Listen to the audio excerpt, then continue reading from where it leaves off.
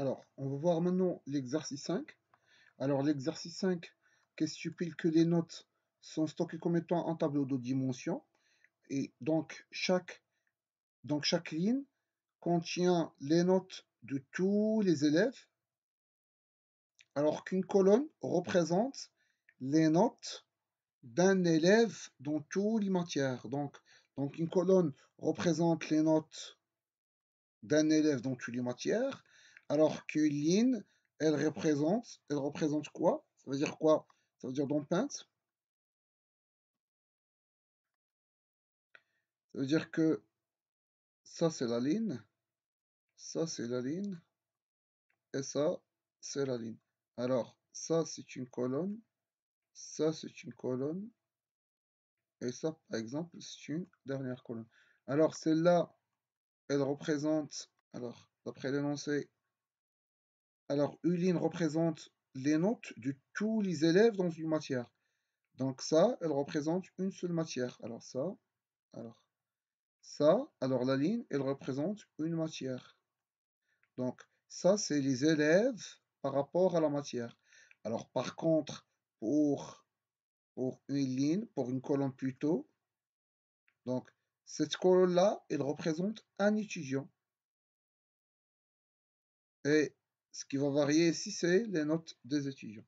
Alors donc je vais demander à l'utilisateur de créer un tableau de dimension, donc double malloc. Donc je vais déclarer float notes. Alors c'est un double pointeur, donc étoile étoile. Je vais créer des variables i, virgule j, virgule, alors virgule n, virgule m. Alors, alors matières, nombre matière, alors nombre. Alors le m ce sera,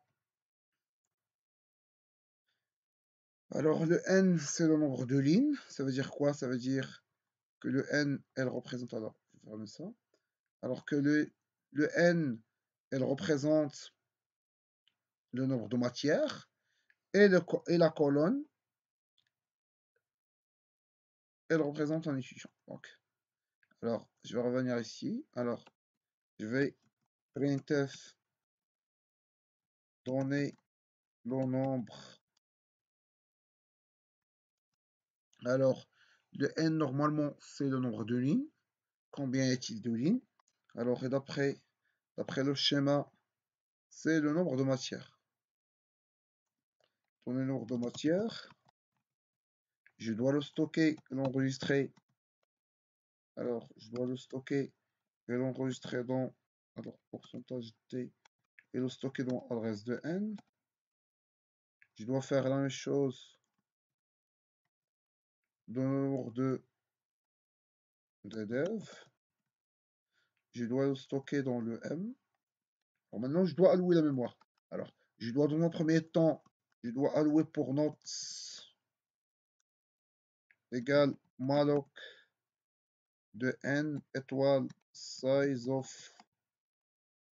float. Donc, je viens d'allouer la mémoire pour notes. Maintenant, je dois boucler. Donc, for i égale à 0, i inférieur ou égal à n, et plus. Et je dois allouer pour chaque note de i. Donc, pour chaque note de i, ça veut dire quoi note de i? Alors, note de i, normalement, c'est ça, un note de i. C'est ça, c'est une ligne. Donc, je dois allouer la mémoire pour chaque ligne. Et chaque ligne aussi, c'est un tableau. Donc, note de i. Normalement, c'est un malloc. M, je dois réserver M fois sizeof. Donc, au lieu de n, ça sera un m. Alors, maintenant, si je veux simplement faire un petit test. Alors, l'énoncé, qu'est-ce qu'il stipule? Ok, représentant. Alors, déclarer, c'est fait. Saisir les notes des élèves, l'utilisateur doit choisir. Alors, on doit choisir soit saisir toutes les notes matière par matière ou élève par élève. Donc, je donne donc printf, merci de saisir. Donc, 1, ça sera quoi le 1? Donc, le 1, soit saisir ou bien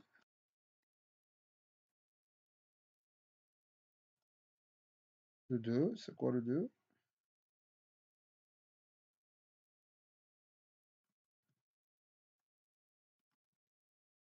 Ok,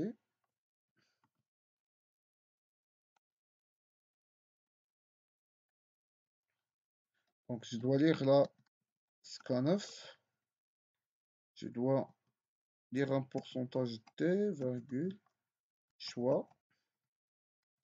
Donc tout en haut, je dois déclarer une variable ici, virgule choix.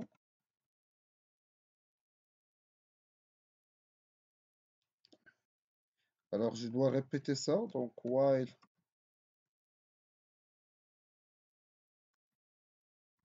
choix.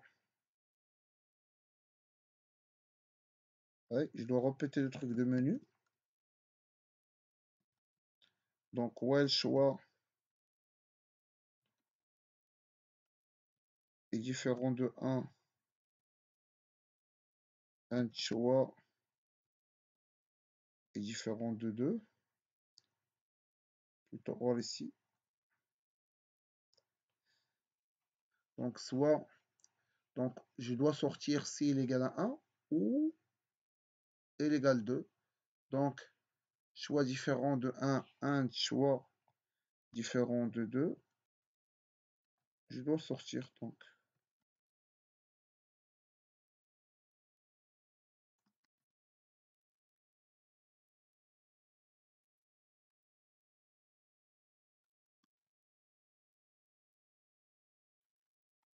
Alors, une fois que je sors, ça veut dire que le choix,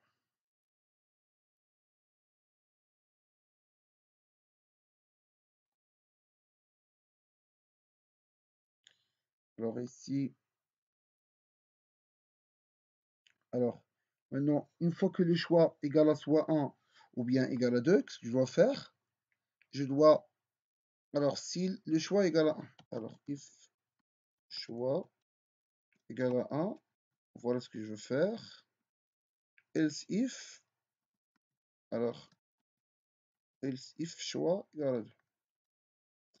Alors si le choix égal à 1, qu'est-ce que je dois faire? Je dois saisir toutes les notes matière par matière. Donc, je dois demander la matière numéro telle et je dois la sauvegarder. Alors, comment je vais faire?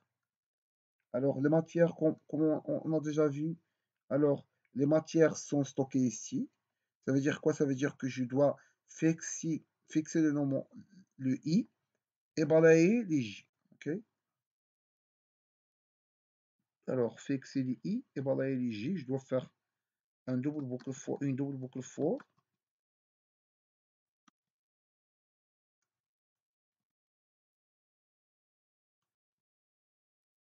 Je dois faire une autre boucle for j.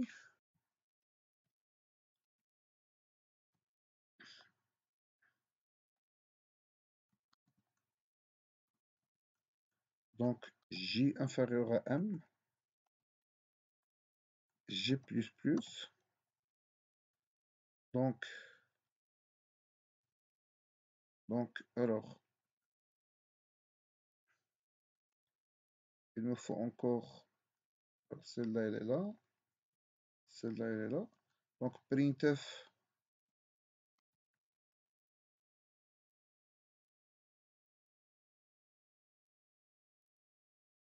alors, note,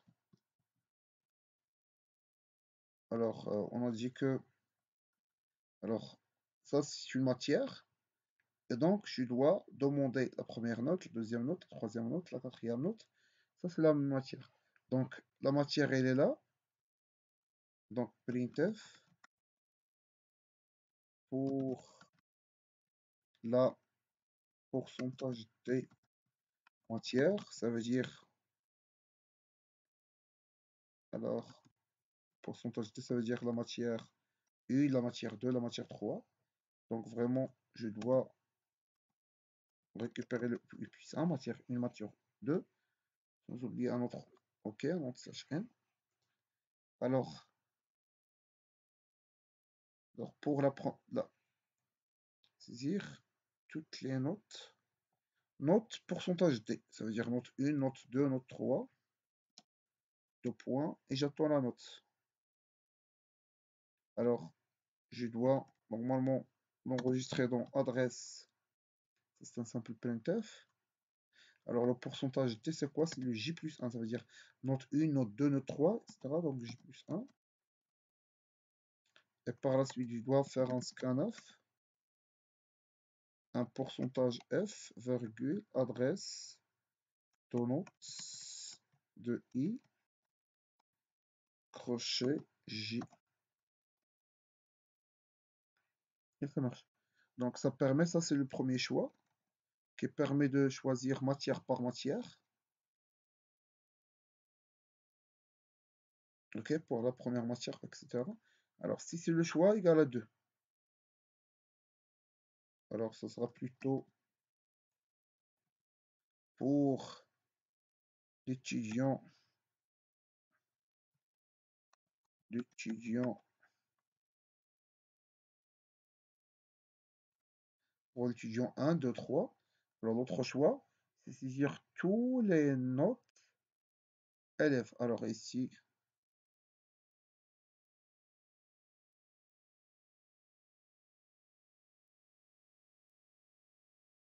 c'est note de l'étudiant, pourcentage D.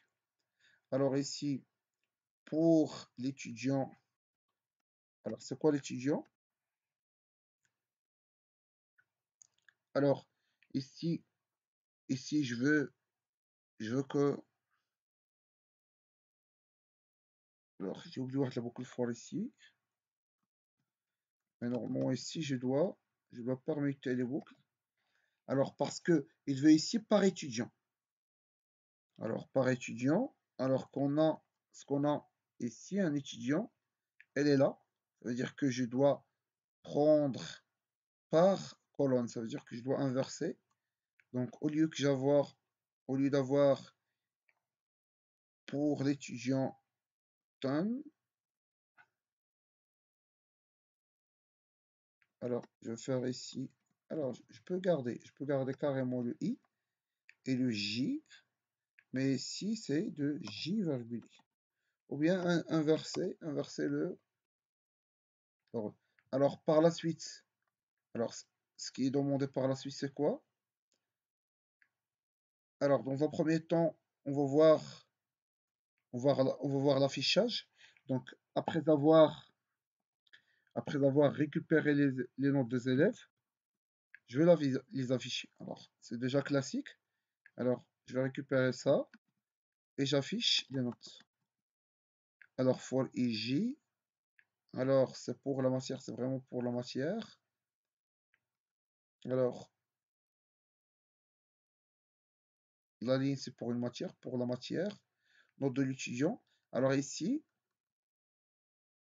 j'affiche pour l'étudiant pourcentage D.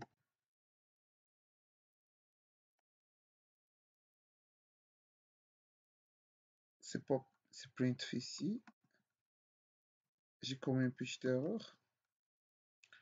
Alors printf, note 2, pourcentage D, c'est note.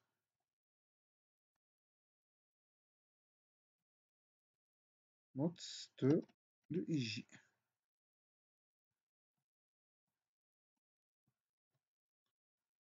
Alors, je vais exécuter le programme. Alors, comme toujours, j'ai un problème avec mon compilateur.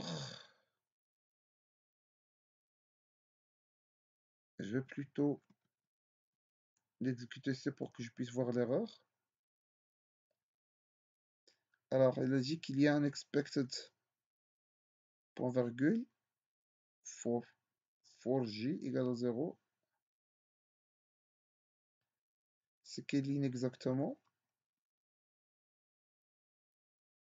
Alors, c'est la ligne 41. Alors, la ligne 41 est là. 4J égale à 0. Ah oui, ici j'ai oublié un point virgule ici. Alors, je vais les ajouter. Donc, un point virgule ici. Un autre point virgule ici. Un autre point virgule. Alors, tout en bas, oui, il n'y a pas de point virgule. Alors, je vais exécuter. Alors, encore une fois, il y a une erreur. Je vais le prendre. Je vais l'exécuter. Alors, il a dit quoi? Printfile, j'ai oublié. Alors, apparemment, quelque part, j'ai un printf. Alors, il est ici. Donc, je dois le corriger.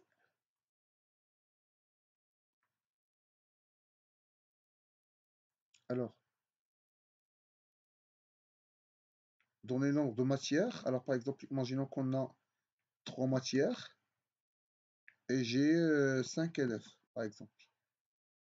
Alors, je vais par exemple choisir de saisir tous les notes par matière.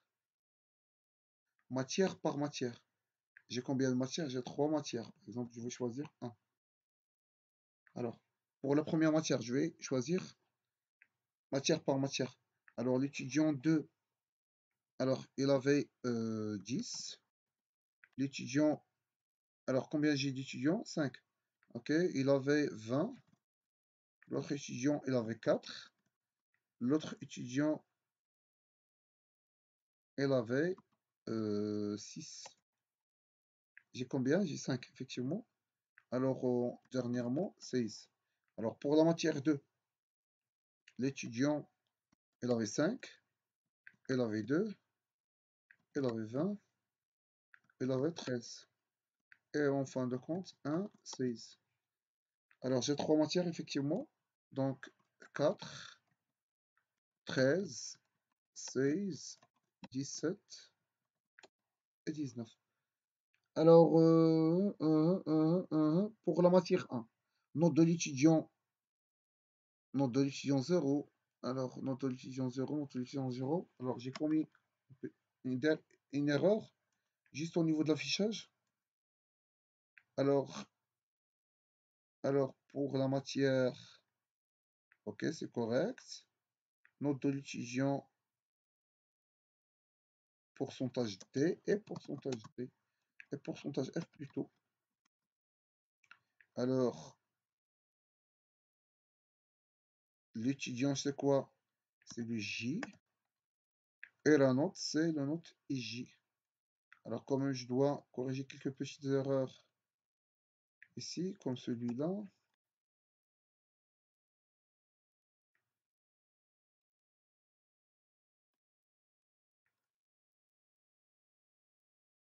Alors, je vais réexécuter. Alors, par exemple, alors quand même, il fallait faire des petits espaces. La même chose ici, un petit espace. Et j'exécute. Imaginons que j'ai deux matières et 3 étudiants. Alors, je vais choisir 1. 1, ça veut dire tout matière par matière. Alors, j'ai 12, 3 et 15. Pour la deuxième matière, j'ai 20, 18, 7. Alors, pour la matière 1, alors, bon, alors j'ai oublié un anti/n. Pour la matière 1, note de l'étudiant 0 et 12. Note de l'étudiant 1 et 3, donc 12, 3, 15, donc c'est correct, c'est vraiment correct. Mais elle manque simplement un petit problème d'affichage. Alors, pour l'étudiant,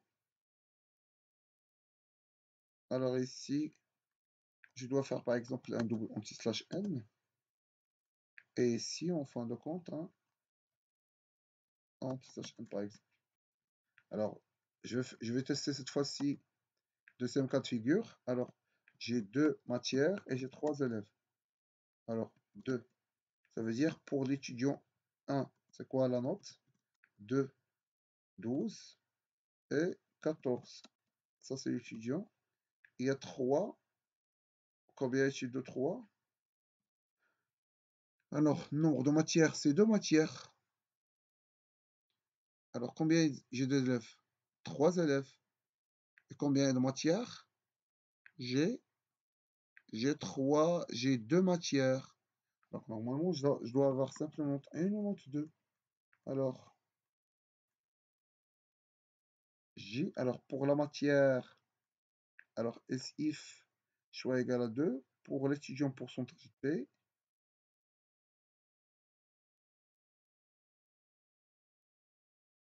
ah, ici, normalement, je dois, ah oui, ici c'est erroné. Normalement, je dois carrément, je dois commencer par J ici, M, et ici I, N, I, J, J. Alors, ici, c'est J plus 1.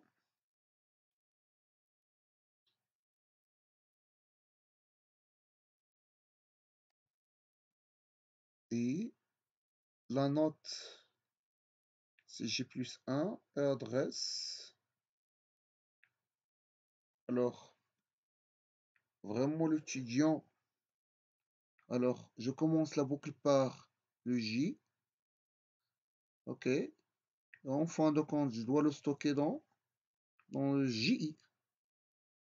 Parce que,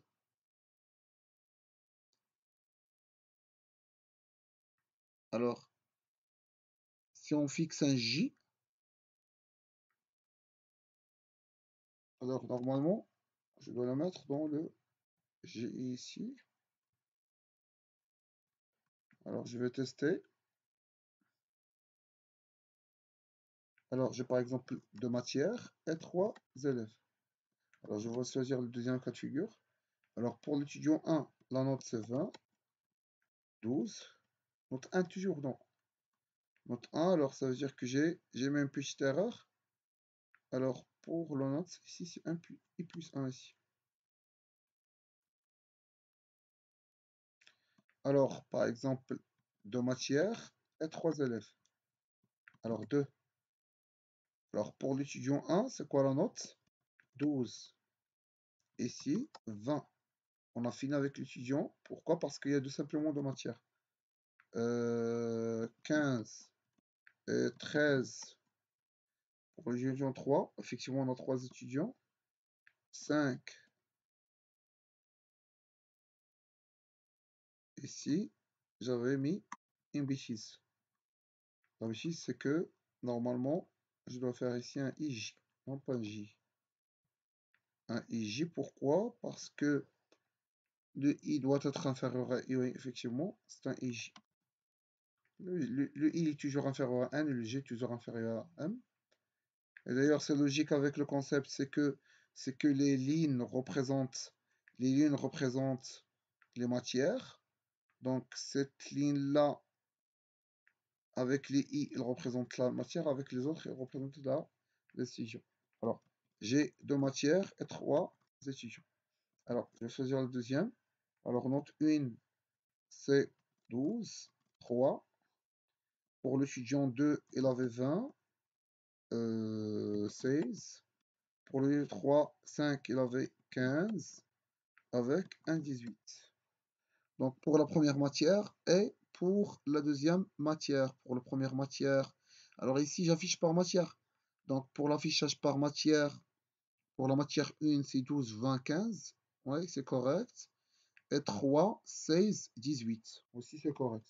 Alors, je teste l'autre cas de figure.